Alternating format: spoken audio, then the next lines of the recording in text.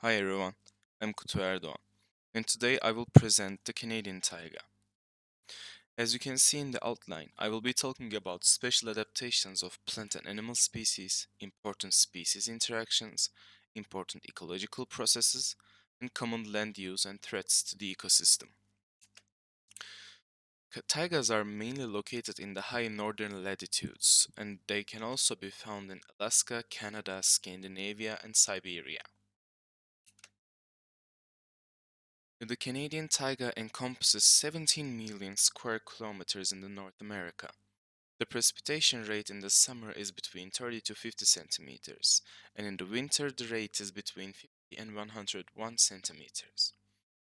The temperature in summer is between -7 and 20 degrees Celsius, and in the winter it's between -54 and 6 centigrade degrees. Canadian taiga flora mostly consists of conifer trees. Some other examples are quaking aspen and black ash. Also, taiga contains a high diversity of moss and lichen species. In the plants that are in Canadian taiga are mostly evergreen conifer trees that have needle leaves to help them retain moisture and shed the snow. Those needle leaves are coated with wax in order to hinder evaporation.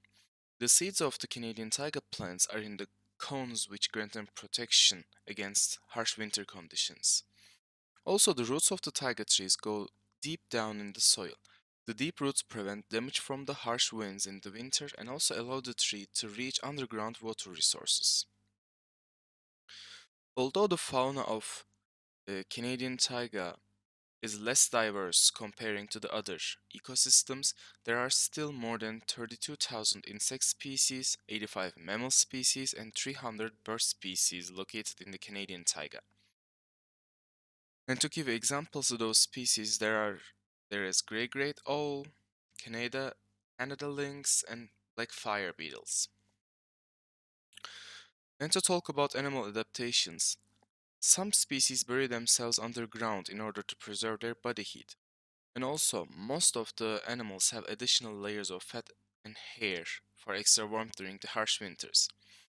Nearly all of the mammals have developed large feet or hooves in order to walk properly on the widespread snow. In order to survive in taiga, several species have evolved to hibernate when the temperature drops, and some animals adapted to shift the color of their feathers or furs seasonally. There are many important interactions between species in the Canadian taiga, but today I will be talking about the two of them. Pine trees and corvids have a mutualist relationship between them. Pine trees need a distributor to reproduce, to distribute their seeds.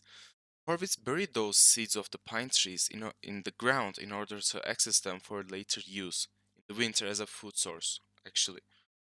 And owls and woodpeckers have a commensalist relationship between them. Owls set their nest in the holes of woodpeckers in order to protect themselves from the harsh winds of the winter in Canadian taiga. And to talk about ecological process, there are three major primary producers in the Canadian taiga that are conifer trees, shrubs, and mosses. Salmon is the keystone species to taiga. Canadian taiga hosts countless rivers and streams. As the salmon make their way upstream in those rivers swimming, many animals eat the salmon for nutrition.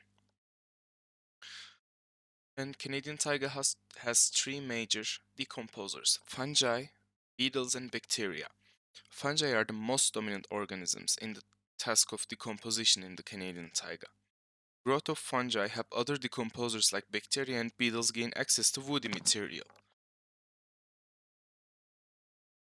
Common land use practices of Canadian taiga are wood industry, mining, touristic national parks, and hydroelectric stations on the rivers.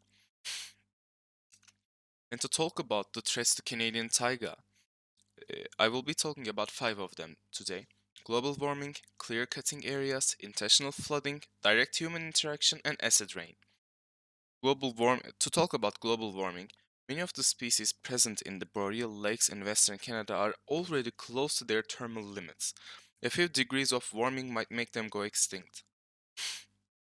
Clear cutting ruins the homes of several creatures that reside in near trees and also hinders the growth of new trees in the area.